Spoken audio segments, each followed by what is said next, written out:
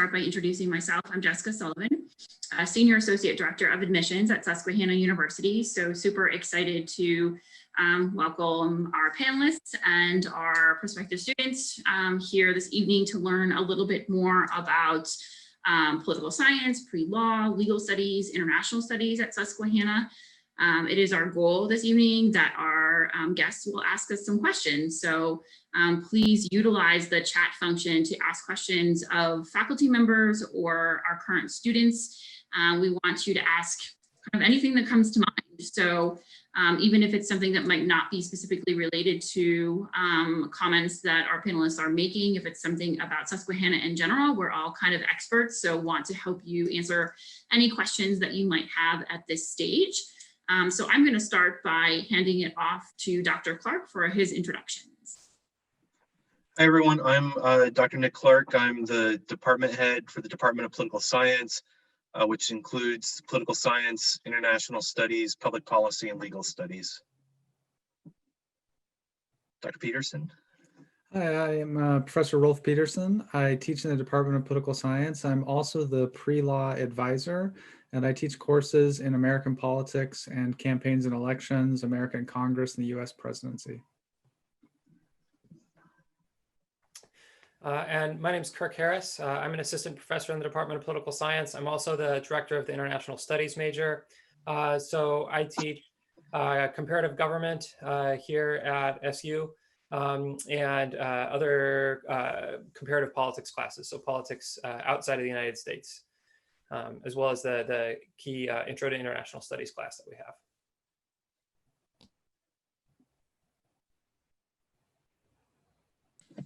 Morgan. Hi, my name is Morgan Engler. I'm a junior and I double major in legal studies and political science. I'm from Lebanon, Pennsylvania. It's near Hershey, if anyone knows where that is. I'm involved in a lot on campus. If you have any questions about like our student government, pre-law, I have an internship. I'm an RA, I'm in Greek life, so kind of everything. So yeah, if you have any questions, feel free. Isabela. Hi, everyone. I'm Isabela Santiesteban. I'm a sophomore at Susquehanna University. I'm a legal studies major, and I'm from right outside of Reading, Pennsylvania. I'm from Shillington. And then in terms of what I'm involved in on campus, I am a member of Pre-Law Society. I am also a student ambassador, so you can find me in admissions. And then I'm also the co-captain of Susquehanna's English equestrian team. Great. So we're just going to go through, and each of the faculty are going to talk a little bit about the department, and we're going to turn it over to the students to talk a little bit, and then hopefully have quite a bit of time in case you have any questions that either the faculty or the students can answer. So the department, as I said, hosts several different majors. So we have political science, we have international studies, and public policy and legal studies.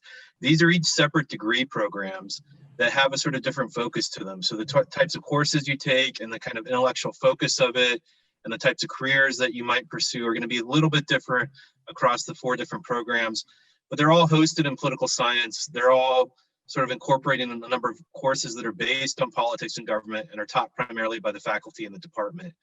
Our department has 5 full-time faculty that are dedicated to different areas of political science. And then we do hire a few part-time faculty that come in with substantive areas of expertise. And so I kind of think that there are 3 things that make our department stand out a little bit that I always like to talk about. The first is that it's a really caring, welcome environment. The faculty all really like one another very much. The students like one another. The faculty and the students get along. And so during normal times, when there's not a pandemic going on, we have 2 office suites, and the students are oftentimes hanging out in those office suites. We have televisions and candy that are out there, and there are student workers that are sort of working. And so there's a real culture to the department that takes place outside of the classroom as well as inside of the classroom. And of course, there are oftentimes discussions about politics or the law that are happening in those environments between professors and students. And so that's a culture that has existed in the department for a very long time and which we're very proud of, and that continues. The second is that as a department, we really believe in sort of hands-on, what's called experiential learning. And so in almost all of our classes, there's some kind of simulation or active learning mechanism that's built in. I teach a course on the European Union, And for that course, every year it's offered in the fall. All of the students get together and go down to Washington, DC, and they go to the embassies of different European countries. And then we simulate the EU in like this big sort of like model UN simulation with several other schools and organizations. Dr. Merrill, who teaches our courses on the law, incorporates moot courts into many of her courses. And so you play out those roles as part of that. Dr. Peterson, who teaches on campaigns, runs a mock presidential election every other year when he does that. Dr. Lopez teaches a course on war and politics, where she's actually staged a war out on the quad. Dr. Harris does all sorts of different types of production activities as part of his courses. And so almost all of our courses have built in that kind of active learning component. The third is we're really focused on getting our graduates jobs. And I think all of our graduates go on, many of them to jobs in government, and some working in business, and quite a few who go on to law school and go on to become lawyers.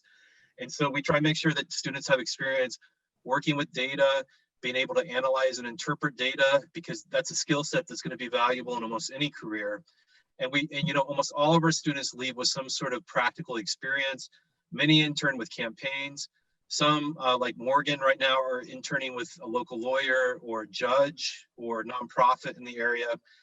In fact, there's this center at Susquehanna University called the Arlen Adams Law and Society Center, and that funds students to participate in these workshops. So our students get paid an hourly rate, I think around $12 an hour, to actually go out and work around 10 hours a week with a local judge. And the legal studies students in particular have access to those internships, but we have enough of them that they're really something that students throughout the department get to participate in.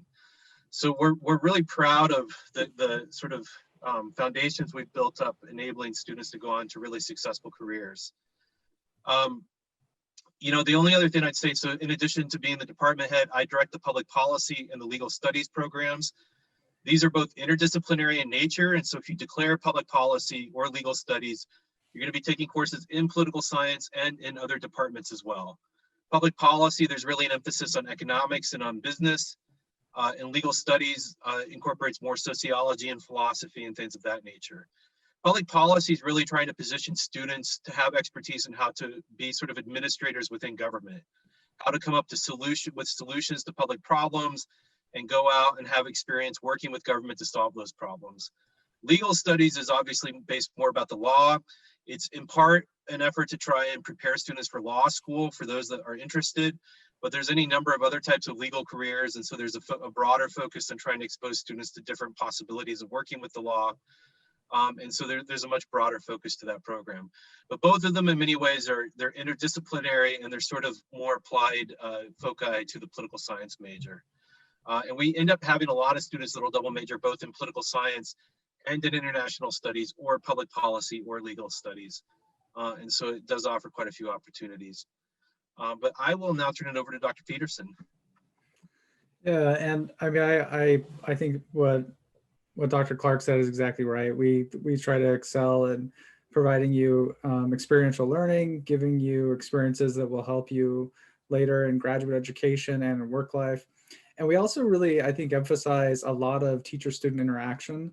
And really all of our faculty members are going to be working with you and in the classroom with you in an environment that fosters an interchange and sort of a great relationships between faculty and students academically, and to help advise you as you go forward. And so even as I was just thinking about my day-to-day, I helped advise students on their schedules for next semester. I talked to students about law school and when they should start taking the preparing for the LSAT. And I also taught a class where we're talking about the presidential election and looking at the way that different groups are advertising and trying to shape the election through money and through messaging. And so we really try to emphasize taking care of students and helping students along the way and working with them as well. And our faculty members do research on interesting topics. Dr. Clark and I just published a paper this summer on non-voting in the 2016 presidential election that's been featured in media and just recently today by the NPR station in Philadelphia. And so we're active scholars, we're active mentors, and we work to make sure that students are successful at SU.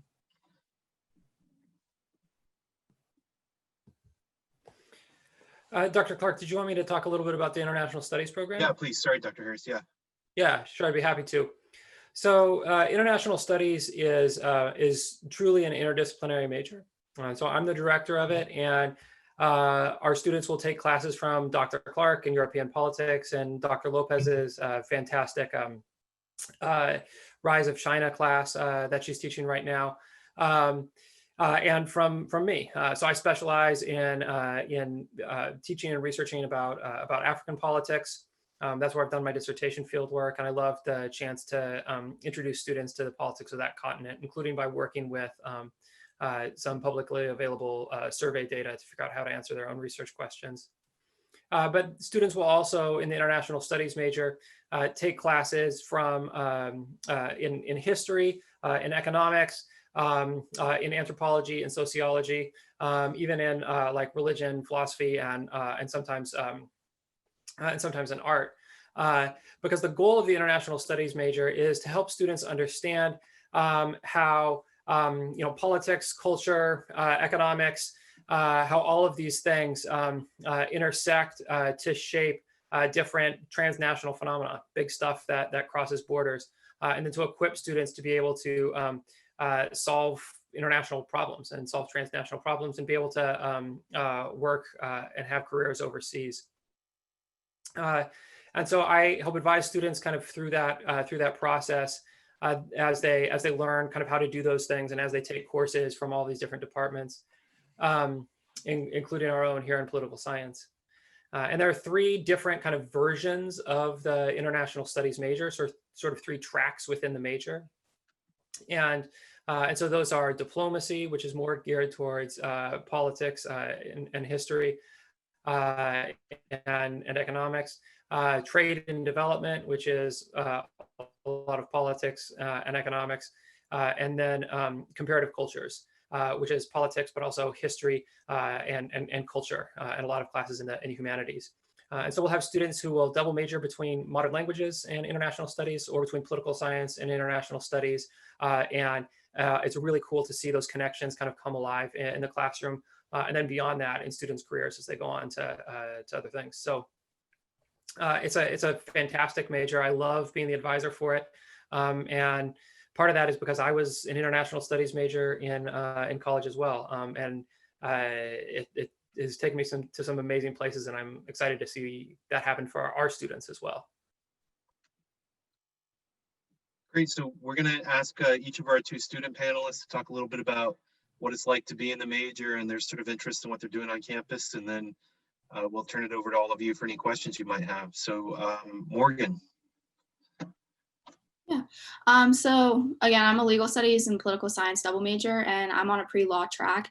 So that's definitely like more of my focus. So stuff I'm involved in on campus that is involved with that, like Dr. Clark said, I have an internship right now, and it's with a nonprofit.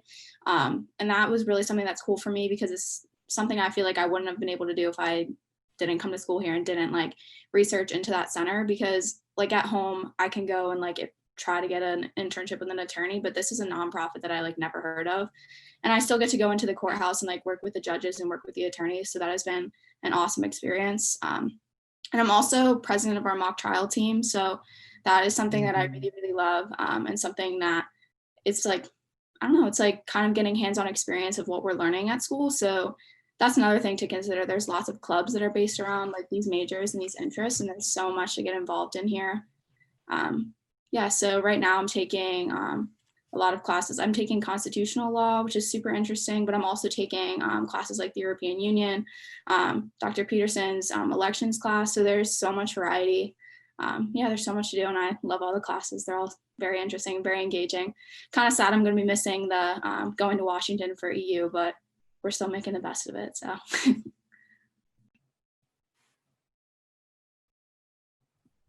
Okay, so I am a legal studies major, and I had so much trouble kind of like coming into college, like picking what major I wanted, because talking to local lawyers that I know, they were like, oh, well, maybe like a political science major would be good, history, English. And they were kind of like going off all these majors, and none of them ever really like spoke to me. I was like, I don't know if I want to be a political science major, even though that's kind of like a common major that people who are interested in law school will declare.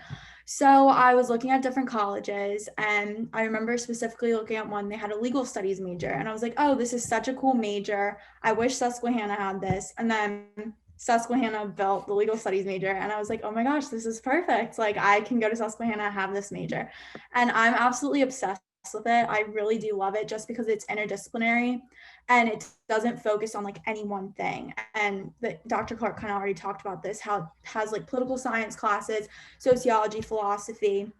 And I really am excited to take all those different classes. I'm currently in a legal environment class, which is super interesting. I absolutely love it. It is taught by a retired attorney and judge. And I just love that my professor has that experience, because he just like offers the knowledge that he's teaching us. He offers his real life experiences along with it. It's not just like knowledge he's kind of like giving you and then has no like real life like experience to back it up. So it's super cool that if he like has a topic, he'll like explain how it related to his experiences, his life. And I just find that so interesting. So I'm really enjoying that.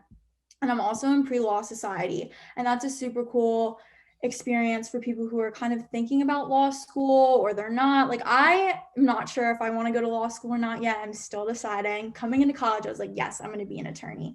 But now I'm not really sure if I'm going to go into like maybe like court administration or something like that. So that's another cool thing about this major. It kind of just helps you figure that out and see different areas of the law. So with pre-law society, we kind of go through and we talk about like LSAT prep. That's a big thing that we discuss. We talk about different areas of the law, like we've talked about family law at one meeting, just like different areas that they'll bring up. And then tonight there is actually a meeting, and Penn State law admissions is coming onto our Zoom call. So that's another cool thing. Different stuff like that we'll have, like different speakers. We had my professor actually that I have for legal environment. He came in, I believe it was last semester, and talked to us. So we'll have different speakers. So it's just a cool experience. And yeah, let me know if you have any questions about any of that. That's awesome. Okay, so thank you, Isabela. We're now going to turn it over to all of you. If you have any questions, please write them in the chat, and Jessica is sort of monitoring that she can read them. But any questions for Isabela or Morgan, or if you have any questions for Dr. Harris or Dr. Peterson or myself?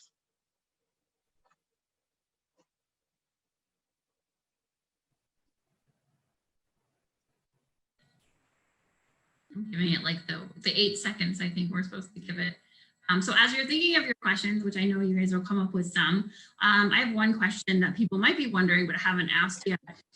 I'll defer to Morgan a bit on this. Oftentimes when we're working with students and students are considering Susquehanna in general, and they hear about people double majoring and having minors and tracks, and how do you balance that? How does that work? Because most times people are thinking, I can't double major. So can you talk a little bit about how that's been able to happen and work for you? Yeah, so when I was a first year at Susquehanna, we actually didn't have, like Isabela was saying, we didn't have the legal studies major. So that actually used to be my minor. But with like the advising that Dr.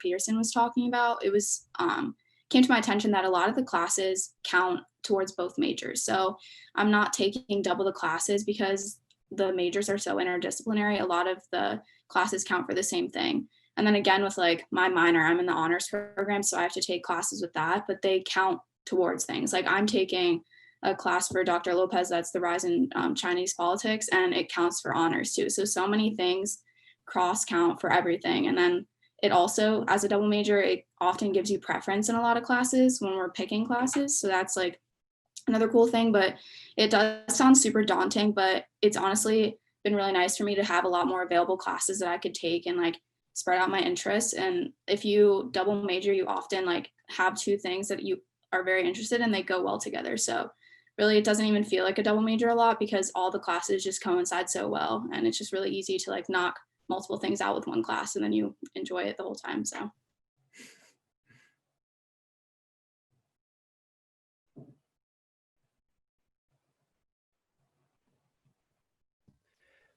I guess I'd just add to that a little bit, actually, as the international studies advisor.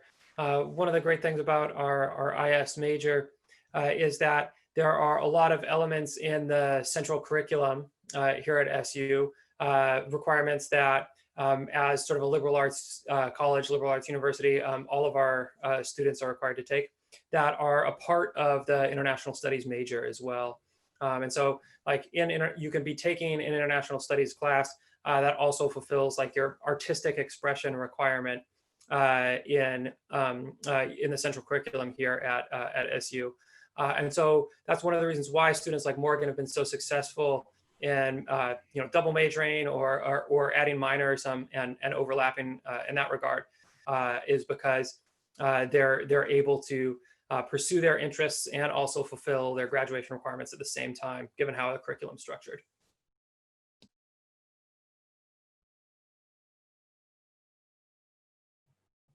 I would just like to also agree with that. I feel like it's been super easy with my legal studies major to cross off so many central curriculum requirements.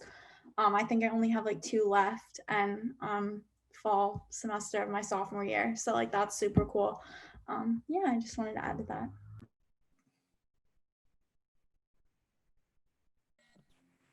And maybe one of our faculty members just do a brief kind of what is central curriculum. So if people aren't familiar with what that means at Susquehanna, you could just give them an overview of what that looks like.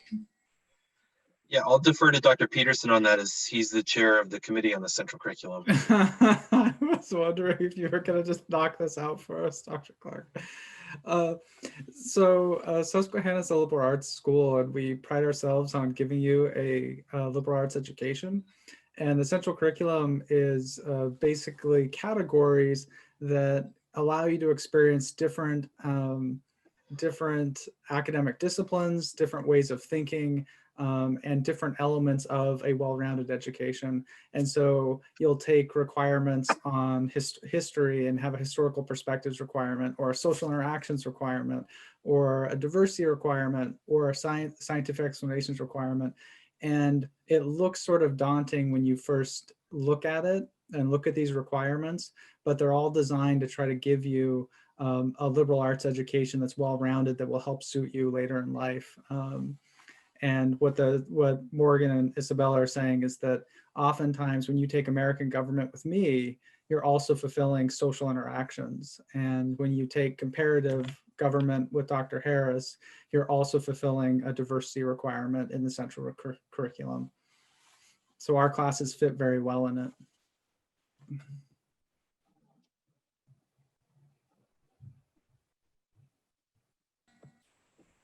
All right, so there we go. We have a question.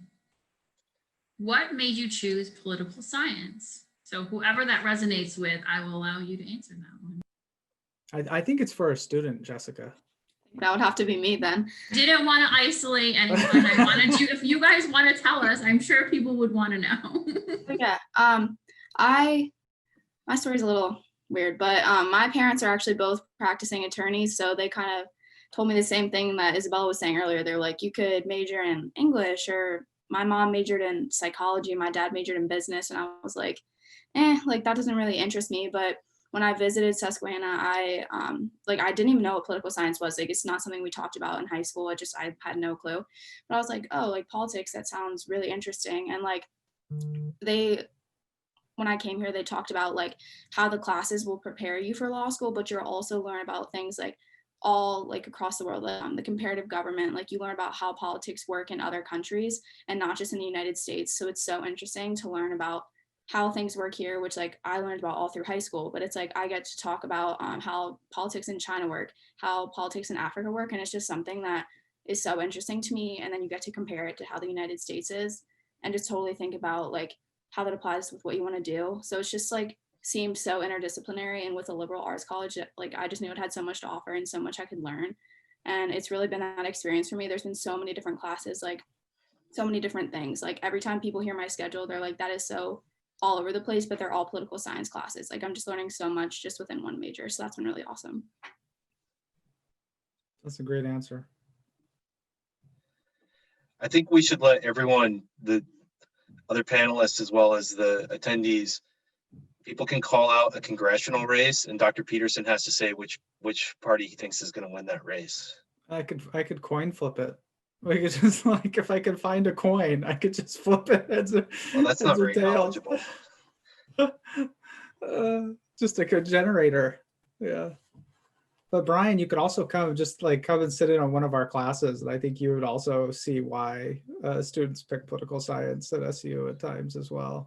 Isabela took my American government class. Morgan's been in a number of classes with me. We tend to teach good classes. I can like kind of explain why I picked legal studies instead of political science, if you guys think that that would be helpful. I feel like the reason why I didn't pick political science is I'm not a big fan of, I mean, not that I don't like it, but I just like had more interest in learning about different areas of the law and just more focusing on like the legal side of things. And I'm not too big on like learning about politics and the government. Like that's a little less of my interest. So that's kind of why I lean more towards legal studies and why I love that they had that major, because I knew I wasn't super interested in kind of like political science. So I don't know if that's a little bit helpful in your interests, Brian. Joseph asked a question about who we want to win. Yeah. That's actually the most taboo question you can ask political scientists, because we want all students to feel comfortable talking in our classes. And I think if you looked at our student body, it's actually probably pretty evenly split between Republicans and Democrats, at least at SU. And so I think actually much more than most other colleges and universities I know, we're a bit more representative of the actual public. You know, rather than tilting toward one direction or the other, there's a pretty even split on campus, and there definitely is in the department. And so SU does have an SU Republicans and an SU Democrats group, and I think typically they're usually run both by political science students. Occasionally there's a student in another major that's running one or the other of those. But we have a lot of, not all of our students are interested in that type of political activism. And like Isabella's indicating, a number of students in the department aren't even political science. They're legal studies or they're international studies. But I think in the end, we end up having students and faculty that have a full range of different political beliefs. And really what matters to us is that in the classroom, that all students feel comfortable talking about what they think and what they believe about what's going on. So that's a question that we intentionally never answer. And I'm personally very proud that I've had students conclude I'm both a Republican and a Democrat. I can kind of go off that too, because I know I'm taking Making Democracy Work, and we literally took a survey at the beginning of the class, and it was like, you don't have to disclose your like political preferences, even though we did like a whole interactive thing where it was basically some people did give away their political preferences. Like so a lot of people are comfortable talking about it, but just because you're a political science major, it doesn't mean you have to talk about your political preferences. It's the same thing. Yeah. I'm in an elections class, and I could sit there and some people talk and you're like, oh, like I think I could tell you who they're voting for, but I have no idea about most of the class. And like, I totally feel comfortable talking in all my classes, and I don't think anyone could pinpoint me because that's my preference. But it's like a cool experience to like, even though I'm a political science major, like I'm totally comfortable talking in all my classes, and I never really have to like lean which way, which is pretty cool to think about. Because I know I was definitely worried about that, especially with this election, but it's been easy. Joseph, we could tell you which candidates we think will win, not which candidates should win, but which candidates we think will win. Like I'm about 75% certain that Greenfield is going to win the Iowa Senate race right now. There's a 50-50 chance that a Democrat's going to win one of the Georgia Senate races, which would be interesting. So one of the other things that we do is that, like Dr. Clark said, as political scientists, we're interested in trying to explain political phenomena, why things turn out the way they do. And so Dr. Peterson and Dr. Clark wrote this paper, not arguing that people should vote or that people shouldn't vote, but trying to explain why some people just don't vote. And that is a skill that we try to teach our students to develop as well, explaining why things happen. And students sort of learn how to develop that skill through coursework, and then they really hone and fine tune that in a capstone class that all political science majors take, where they are either doing sort of a replication, updating an existing study that tries to explain why something happens or doesn't, or where they're coming up with their own original research question and doing original research to answer a question that they've developed over the course of several years of coursework here at SU. And we think that's just a really valuable set of critical thinking tools for our students to develop and learn over the course of their years here at SU. Morgan, can you talk a little bit about the Better Angels exercise we've been doing in the democracy class? Yeah. So is it Braver Angel? Yeah, it's Braver Angels, right? Braver Angels. You threw me off a little bit. Yeah. So we in the class I'm taking, it's called Making Democracy Work, but it's actually a really cool class because it's cross-listed. There's like marketing majors in it. There's I think a lot of English majors in it. It's a course with like 50 people, which is unheard of at Susquehanna because we're like really known for our small class size. But in that class, we were able to do an activity where we would have 4 people, so they were like blues or reds, where 4 people on each side disclosed like what their political preference was, and then the rest of the class kind of like observed this conversation. And the whole point is to facilitate like conversations between both sides and kind of eliminate that like nastiness towards like the other party, and kind of just like go at like the assumptions that other parties have about the other side and kind of target that, because it's definitely like a problem, especially with like people our age, like targeting the political party that you don't associate with. So it was a really cool experience to like have a good conversation where it's really targeting like the assumptions that people make of political parties. And it was like a good conversation. There was no like accusing. It was kind of just like getting to the core of like what each political party thinks of themselves and of the other side, and just being able to have like a good conversation. So that was really what the simulation was, which that's again was like the active learning that we were talking about. I should say it has that many students because it's co-taught by three professors. So I'm co-teaching it together with a professor of English and a professor of marketing. And it's intentionally designed to sort of bridge those 3 disciplines in the study of how we communicate and market political messages.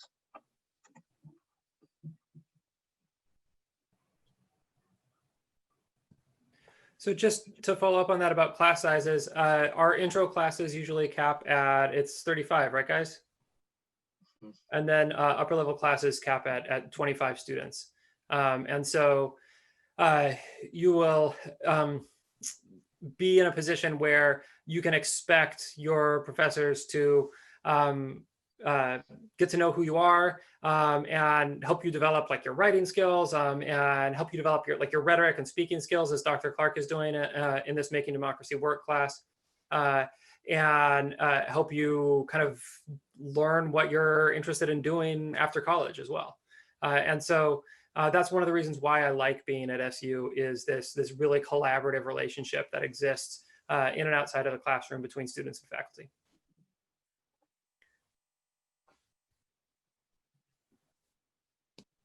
I just thought I'd add that our professors, not just in the political science department, I feel that everywhere on campus, are very willing to help their students, and they don't just like throw work at you and like expect you to just like do life on your own. Like they're very willing to work with you. Like I know like Dr. Peterson, Dr. Clark, like I've met with them multiple times. Dr. Clark is my advisor, and then Dr. Peterson was my advisor when Dr. Clark was on sabbatical. So I have a relationship with both of them.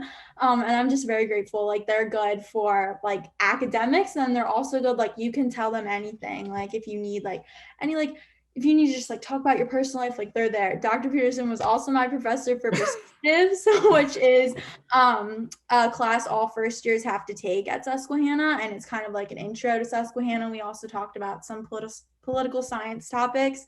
And we would have mentoring in the library. So you just get that one-on-one with professors at Susquehanna for sure. So I just thought I'd add that if you guys were unaware. It's very important for me. It was very important when I was looking for colleges to have that relationship and not be afraid of your professors, because they're really not that scary. I love that you can have like friendships with them. Like Dr. Peterson will yell at me across the campus, like, hey Bella, like what's up? Like it's super cool. So I thought I'd share that because it's very important for me.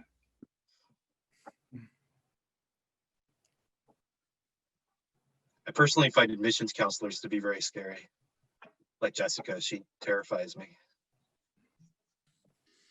They don't feel that way after they're admitted. We're all good after that. Yeah.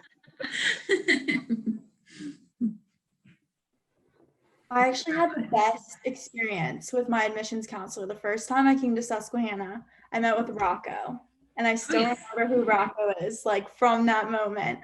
Me and my mom were there. We came during the summer. No one was on campus. It was just me and our tour guide. Her name was Sarah. I still remember her. And I ride horses, as I explained. I'm the co-captain of Susquehanna's English question team. I mentioned that. And we talked about horses the entire meeting. Like, I'm not even joking. And he told me all about like the teams on campus and everything. And once again, I just like loved that. It wasn't too formal. So I feel that they're not scary, but I know Dr. Clark, you were just joking. Isabela, do you guys still ride out of the stables in Milton? Is that where you go? We do. We did just get a new coach when for my freshman year. We did, I forget where the barn was, but we just switched coaches, but it is in Danville. Oh, it's in Danville. I believe, or Mel, maybe it's Mel. I don't know. I think it's Mel. I don't know. They all kind of like blend together. It's out there. It's like 30 minutes from campus. Liberty Line Farm is where we ride. Yeah. Great.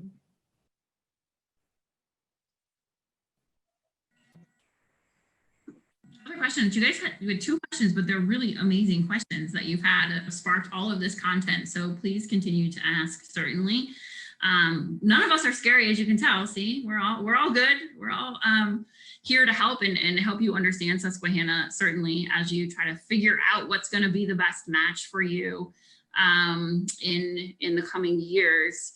I was wondering if maybe, whether it's a student as well, I know you have lots of content as a student ambassador, but also Dr. Harris or otherwise, does someone want to briefly explain for our students who are really interested in traveling possibly abroad about the Global Opportunities Program? Just a brief that we have it and what that might look like for some of your students.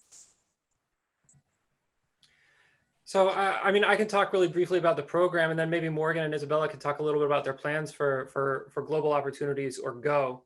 So all of our students here at SU have a requirement that they take a prep class or reflection class, and that they do some sort of immersive cross-cultural experience for at least 2 weeks. And the vast majority of our students fulfill this requirement by studying abroad, either on a short-term trip that's led by SU faculty. Those are what we call our Go Shorts, or by doing sort of a more traditional, like a semester abroad, either through like a nonprofit education provider or at a university in another country with which SU has like a relationship, like an exchange relationship. And so a little over half of our students, I think, do a Go Short with SU faculty. A little bit under that do a Go Long, like a study abroad for a semester.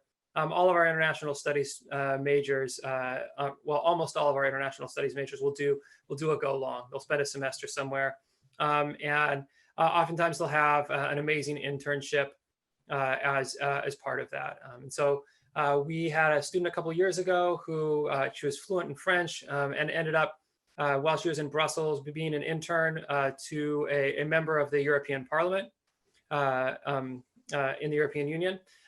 We had another student who was studying in Brussels just a year and a half ago. She was interning at a nonprofit.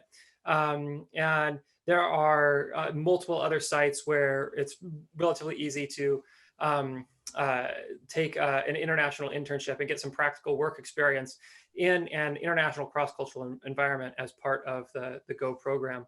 But Morgan and Isabela, what are your plans for GO?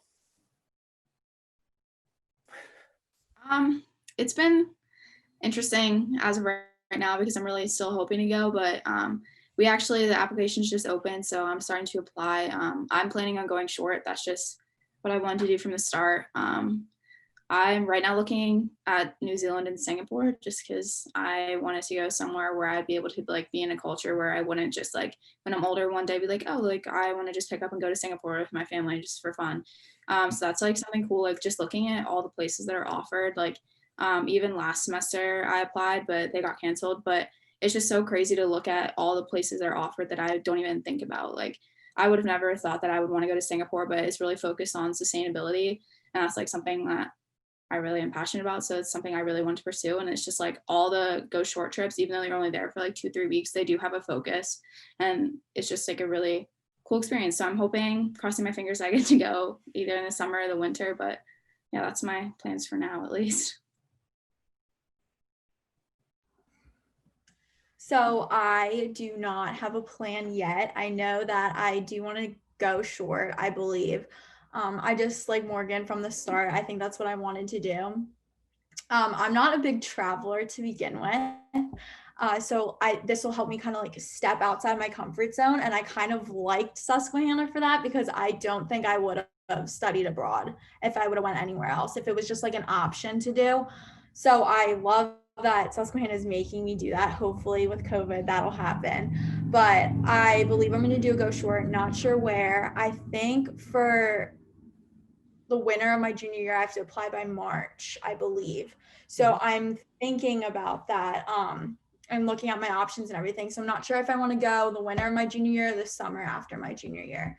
So still thinking about that. Have to talk to Dr. Clark, talk to the Go office, get some advising, figure it out. But yeah, everyone stay tuned. Yeah. And there are dozens of options. And I think I haven't spoken with a single student here at SU. And, you know, maybe the students who I speak to are a little bit biased, because a lot of them are either international studies majors or political science majors and really interested in the world outside the United States, but who sort of views it as a burden. Even students who might not otherwise have thought a lot about doing some sort of study abroad. It's cool to see students come back and bring their knowledge and expertise into the classroom, whether they've done a go long or a go short. Inevitably, they have some really powerful experiences that inform how they interact with their peers and, you know, what they end up doing going forward.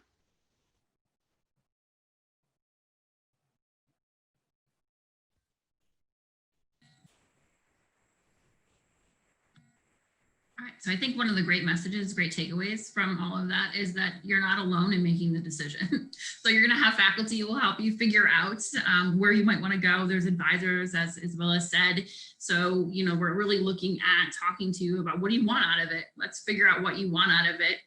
Is that short? Is that long? Is that a culture completely different than what you're used to? Is it something, you know, a little bit similar, but just outside your comfort zone? So I think that goes into the small school sense of there's people who are going to kind of help you make that decision, which is really nice. And I think what you're hearing from both Morgan and Isabela, I think from a maybe a faculty side of things, lots of students now are, how do I do internships? How do I do internships? And you've explained some of the internships that your students have done, but what is the starting of that process? So a student wants to do an internship, where do they go? Like, how do those relationships and how does that networking happen? Well, in the case of the Johnson Center internship, so like we've talked about, there's this center that's it's within our department now. It's directed by Dr. Merrill, who's a faculty member, but the Johnson Center for Law and Politics. It offers paid internships, working with area judges, the county prosecutor, and nonprofits like that.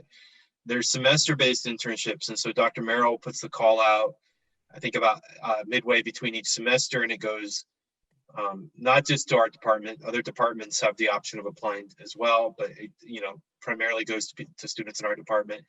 And you just apply for that, and you interview with the judge or the prosecutor. And you know, there's quite a few of those that are given out each, and I think there's like 12 a semester.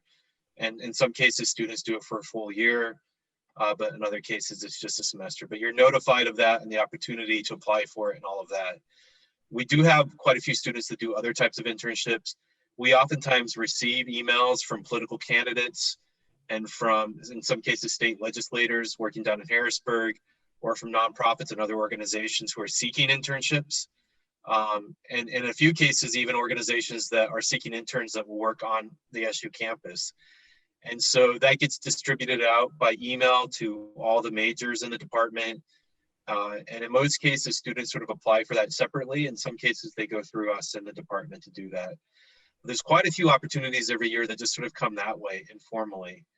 But beyond that, I think students oftentimes will go out looking for particular internships, like, you know, generally like the US senators or the congressional representatives from Pennsylvania or from whatever state you come from will try and employ interns every year from their home state. And so a number of students will apply to work with those. There's other just sort of public internships that are available that our students will find and that they'll sort of seek out.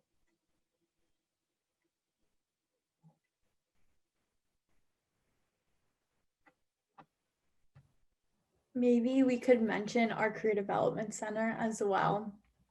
They are very good with networking to help with internships. I know, like, if I ever maybe were considering doing an internship at home, I would probably contact them.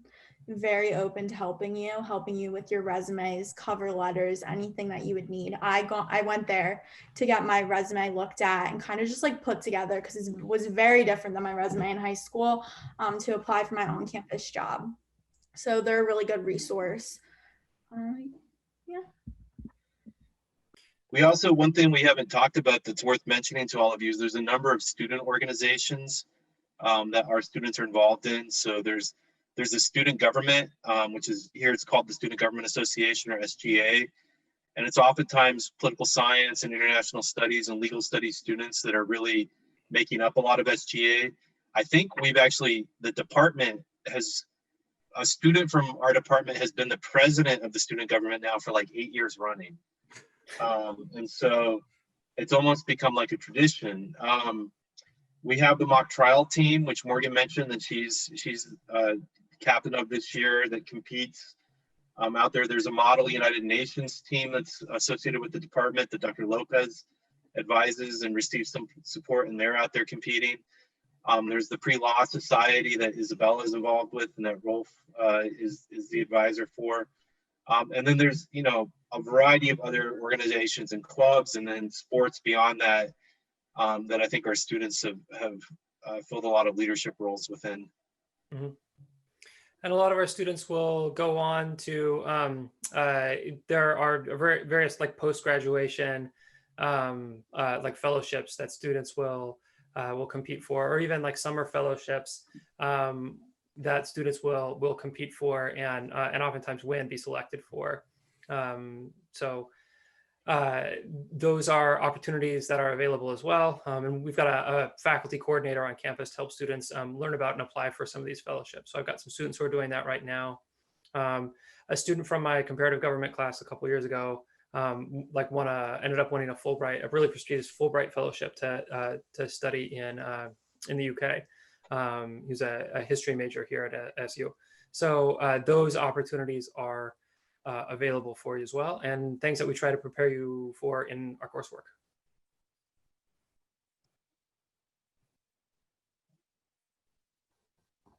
Might have been Dr. Peterson earlier who was talking about helping students prepare for LSATs in the next for law school, or any of you who might be able to comment on what does that preparation look like? When does it start? Like when people are looking, when do they start thinking about law school, and how do you guys help them with that process, or the Career Development Center help them with the next steps, whether it's law school or another graduate school option in general? Yeah, so I'm the pre-law advisor on campus as well, and I'm not linked in that sort of role to any one major. So I advise students of all majors that are interested in going to law school. And I mean, it is a multi-year process, because you have to make sure that you're prepared to take the LSAT, and you have to be ready to be applying for law school if you're going to go straight from undergrad to law school during your senior year. And so I oftentimes talk to students about whether they want to go to law school, and things to consider, and geographic locations and their job. And I encourage them to explore classes that are law related to see if they enjoy it, and to look into internships, and especially, like Dr. Clark mentioned, the Arlen Adams Center type of internships. But it can be, I think I think when Morgan and I talked, we sort of said that in your junior year, you need to start planning for it. And that way in your senior year, you can early on have the LSAT done and start getting ready to apply to law schools basically by the middle of your senior year if you're planning on attending in the next fall. I should say too, in the department, we now have a program that's endowed by a donor that covers the cost for a prep book, whether you're taking the LSAT or say you're going to take the GRE because you're maybe interested in a graduate program.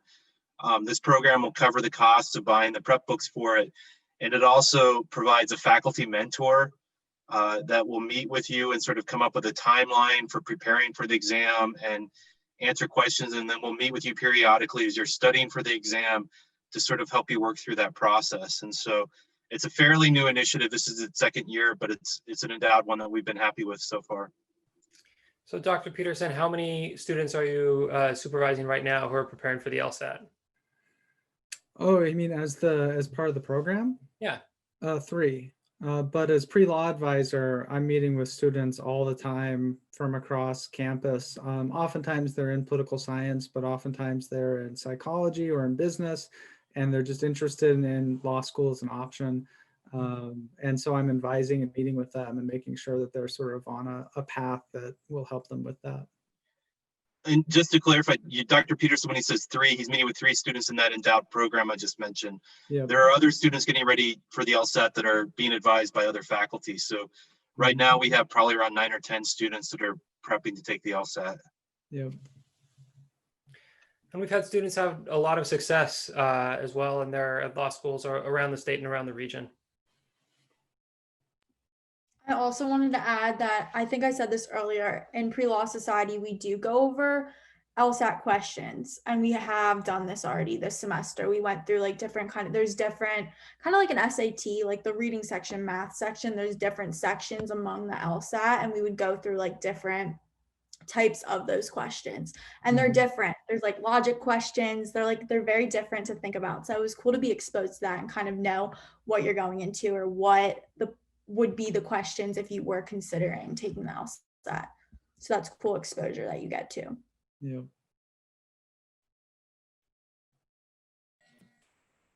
Are there common courses outside of political science, legal studies, international studies that you recommend students take who are thinking about going to law school and want to take the LSAT? Out of curiosity of my own part.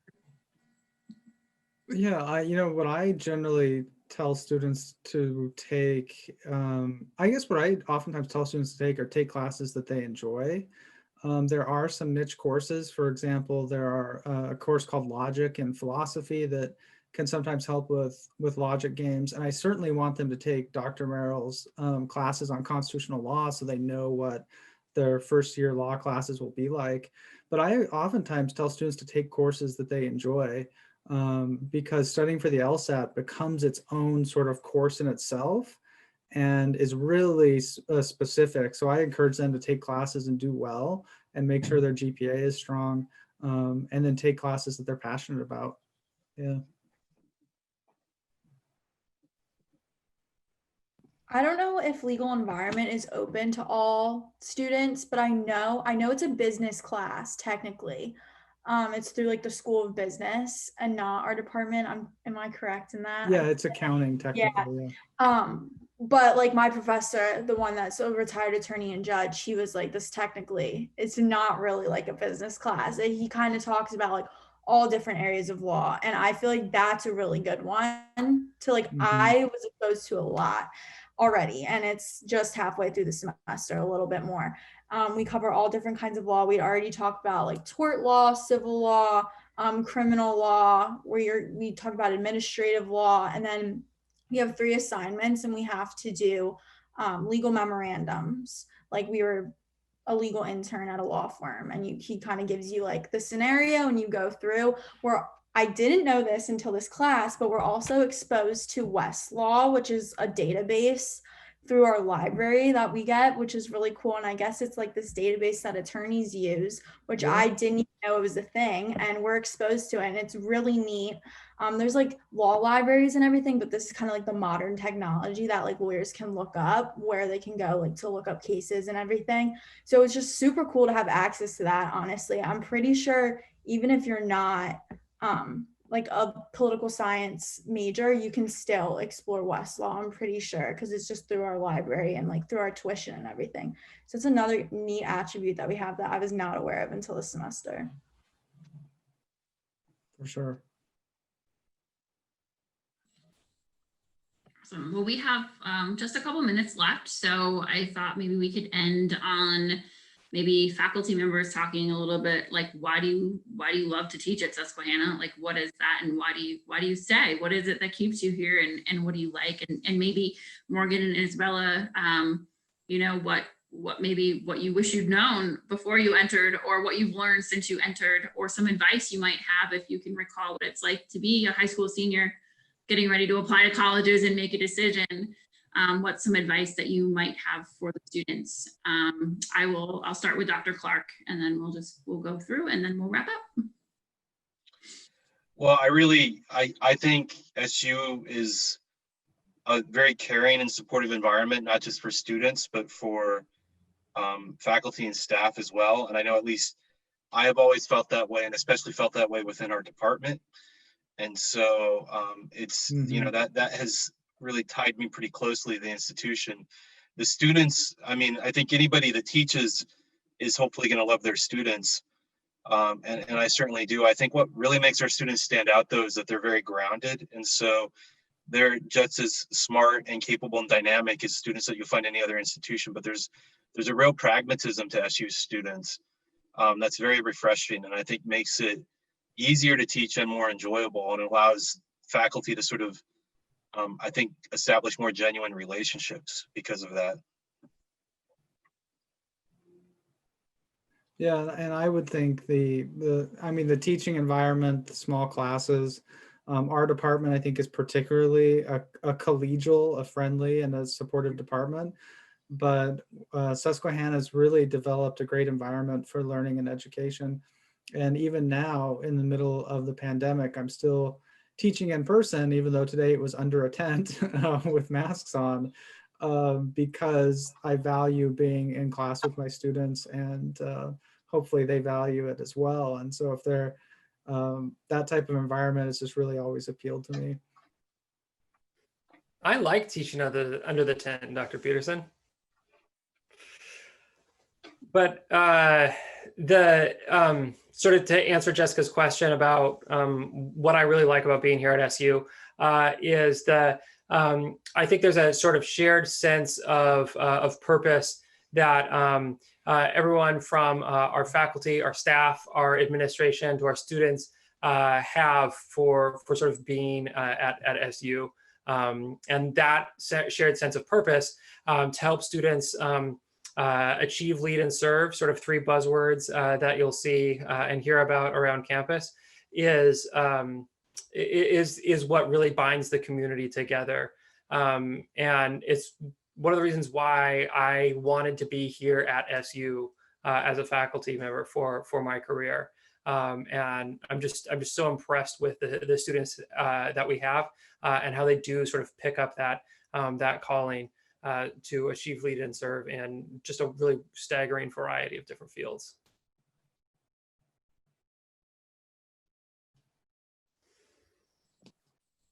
I can go.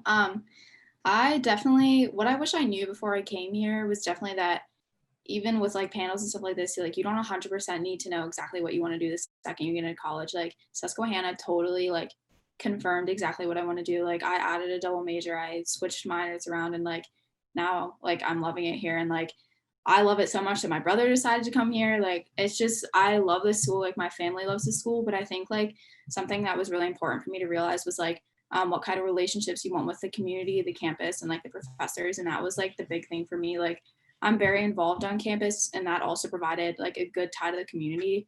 And you just really have to think about like what's important to you, like when you're like in college. And it's more than just the classes, even though it's like a lot of the information you guys have gotten. But like, I think a big takeaway for me, like when I was in high school, I was so like, this is exactly what I want to do. And I was so focused on that. But like, I wish someone told me like college is where you find out exactly where you want to be in life. So like, I think that's definitely like something I wish someone told me, but so that's what I'll leave you with. Yeah. I just first want to say that you should not stress so much. Like, I'm such a big stressor. I'm such a big worrier. And this process was, it was hard. It was so hard for me. And I'll be honest, Susquehanna was not my first choice, which is like really sad to me now looking back, because I knew when I came here, I knew that I loved it. I knew it topped my first choice when people asked me, but like, I just didn't want to admit it. I don't know why. And just circumstance kind of like just led me here, and thank goodness, because it fits me so well, and I'm just so grateful for everything that everyone said. Honestly, like, I believe it's very truthful. I think something that I didn't realize until I came here, which is what the professors just talked about, is that everyone is just so grounded. And I did not realize that until I was here. I think in high school, I had trouble kind of like meeting people that matched my motivation and like my work ethic, and just like wanting to do good and or do well, and wanting to like volunteer and everything. And I just love that, and it's like so much of me. And coming to campus and coming to Susquehanna, there's so many people like that, and it just is very inspiring to have those kind of people around you. And I think I had a little bit of trouble finding that in high school. So it's just real, like, I love the people at Susquehanna, and the professors are the same way, and everyone's just so genuine. And I know I remember coming to campus and everyone's always like so welcoming, smiling, like, hi, how are you? Like, so invested in your life. And I'm sure you guys are like, wow, this totally changes when I leave here. Like, this is just because I'm visiting. It's not. It doesn't happen. Like, it stays. And I feel like so many people say that. So that was also very important for me. Everyone's just so positive, wants to help you. And the professors and faculty and staff, they're so there for their students. And I just want to leave you with that, because that was just so important for me. I can also put my email in the chat if anyone ever wants to email me. I'm open to that. Awesome. Yes. Well, thank you. So I'm here because these people make my job so much easier. Like, I don't even have to follow up after that, which is amazing. But please take them up on their offers of assisting you throughout your process, asking questions. And if you need contacts with anyone, we can always provide any contact information for any of you. But this will, we'll have this posted. So if you want to go back and rewatch us, because it's so amazing, it will be there for you guys.